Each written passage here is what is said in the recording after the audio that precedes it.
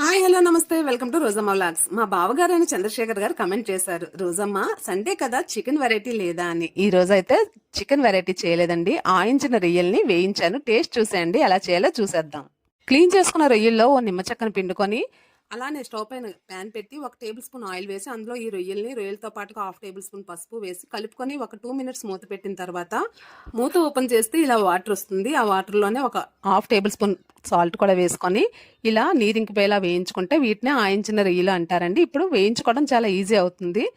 Stove పై కడాయి పెట్టుకొని 3 table spoons వరకు oil వేసుకొని కట్ చేసిన ఆనియన్, ఇవి దోరగా వేగినాక కచ్చా పచ్చ దంచిన వెల్లుల్లి, అలానే కరివేపాకు, ఒక 5 పచ్చిమిర్చి కట్ చేసుకుని వేసుకొని ఇవన్నీ మంచిగా వేగిన తర్వాత ఆయించిన రొయ్యలు కూడా వేసుకొని రుచికి సరిపడా సాల్ట్, అంటే 1/2 టేబుల్ స్పూన్ వేస్తే సరిపోతుందండి, ఆల్రెడీ సాల్ట్ వేసాం కనుక. 2 టేబుల్ స్పూన్స్ వరకు కారం, అలానే 1 టేబుల్ స్పూన్ ధనియా పౌడర్, 1 టేబుల్ స్పూన్ జీరా పౌడర్ వేసుకొని ఒక 5 మినిట్స్ వేగిన తర్వాత కొత్తిమీర చల్లుకుంటే ఆయించిన రొయ్యల వేపుడు ఈజీగా రెడీ అయిపోతుంది. ఎలా ఉందో కమెంట్ చేసేయండి.